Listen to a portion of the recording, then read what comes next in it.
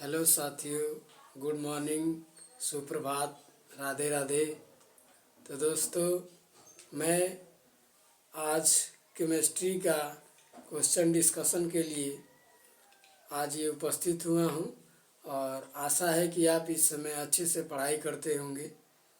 तो चलिए दोस्तों, वीडियो को बहुत लंबा ना करते हुए डिस्कशन शुरू करते हैं। ये केमिस्ट्री के पहले लेसन का नाम है रासायनिक अभिक्रिया एवं समीकरण और इसका क्वेश्चन पहला है। इसमें दिया गया है कि जिन अभिक्रियाओं में आयनों के विनिमय से नए यौगिक बनते हैं उन्हें कहा जाता है। पहला ऑप्शन दिया गया है प्रतिस्थापन अभिक्रिया, दूसरा दिया गया है द्विविस्थापन अभिक्रिया, तीसरा दिया गया है उभय अपघटन अभिक्रिया और चौथा दिया गया है योगात्मक अभिक्रिया। तो दोस्तों, इसमें आपको जो आंसर सही लगे कमेंट बॉक्स में कमेंट करिएगा। चलिए मैं इसका सही आंसर बताता हूँ। इसका सही आंसर हो जाएगा द्विविस्थापन अभिक्रिया। आप पढ़े होंगे तो उसमें पढ़ाया गया होगा कि वह अभिक्रिया जिसमें आयनों के आदान प्रदान से नए यौगिक का निर्माण होता है द्विविस्थापन अभिक्रिया कहलाती है। द्विविस्थापन अभिक्रिया को कई नामों से भी जाना जाता है। इसमें अवक्षेप का भी निर्माण होता है, इसलिए इस अभिक्रिया को अवक्षेपण अभिक्रिया के नाम से भी जाना जाता है। तो इसमें आपका सही आंसर हो जाएगा द्विविस्थापन अभिक्रिया। ये क्वेश्चन आपकी परीक्षा में पिछले ईयर में कई बार पूछे गए हैं, हो सकता है कि इस बार भी पूछे जाने का चांस है। तो चलिए दोस्तों, अगला क्वेश्चन दूसरा नंबर है, कार्बन को वायु में जलाने पर कार्बन डाइऑक्साइड गैस का बनना उदाहरण है, यानी किस अभिक्रिया का उदाहरण है ये। इसमें पहला ऑप्शन है संयोजन अभिक्रिया, दूसरा ऑप्शन है ऊष्माक्षेपी अभिक्रिया, तीसरा ऑप्शन है ऑक्सीकरण अभिक्रिया और चौथा ऑप्शन है उपरोक्त सभी। तो इसमें आपको क्या लगता है कि कौन सा आंसर सही होगा? बहुत स्टूडेंट सोचते होंगे कि ये अभिक्रिया जो है संयोजन अभिक्रिया है, या कुछ सोचते होंगे कि ऊष्माक्षेपी है। तो दोस्तों, ये एग्जाम में अगर ये क्वेश्चन आता है तो गलती होने का चांस ज़्यादा रहता है। ये अभिक्रिया जो है संयोजन अभिक्रिया का भी उदाहरण है, ऊष्माक्षेपी अभिक्रिया का भी उदाहरण है, ऑक्सीकरण अभिक्रिया का भी उदाहरण है।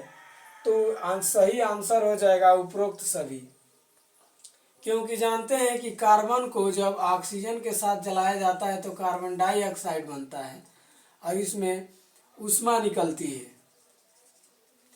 तो ऊष्मा निकलती है तो ऊष्माक्षेपी हो गया। ऑक्सीजन के साथ जुड़ता है तो ऑक्सीकरण अभिक्रिया हो गया और कार्बन ऑक्सीजन के साथ जुड़ के कार्बन डाइऑक्साइड बनाता है, यानी जुड़ रहा है तो संयोजन अभिक्रिया। तो आपका सही आंसर हो जाएगा उपरोक्त सभी। अगला क्वेश्चन है, ये क्वेश्चन बहुत बार परीक्षा में पूछा गया है और इस बार भी आशा है कि किसी न किसी सेट में आपको ये देखने को मिलेगा।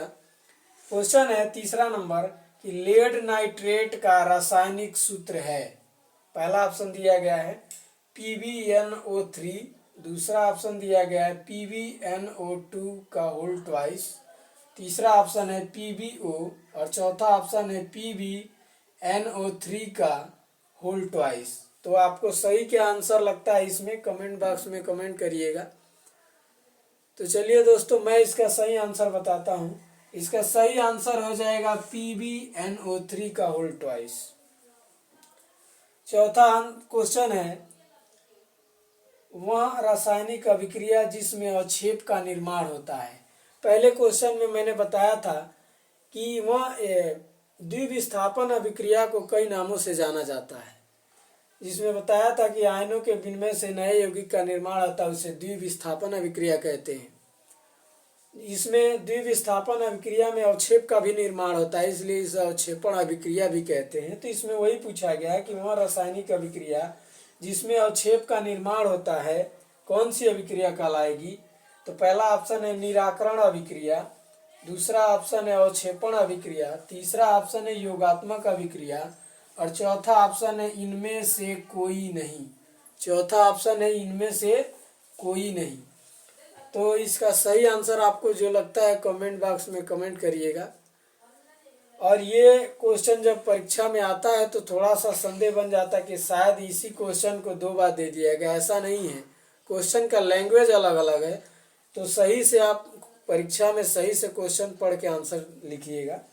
चलिए मैं इसका सही आंसर बताता हूँ। इसका सही आंसर हो जाएगा अवक्षेपण अभिक्रिया, क्योंकि जिसमें अवक्षेप का निर्माण होगा वह अवक्षेपण अभिक्रिया कहलाएगी। तो दोस्तों, ये डिस्कशन आपको कैसा लगा? यदि अच्छा लगा है तो वीडियो को लाइक, सब्सक्राइब और ज़्यादा से ज़्यादा अपने दोस्तों तक शेयर करिएगा, जिससे कि परीक्षा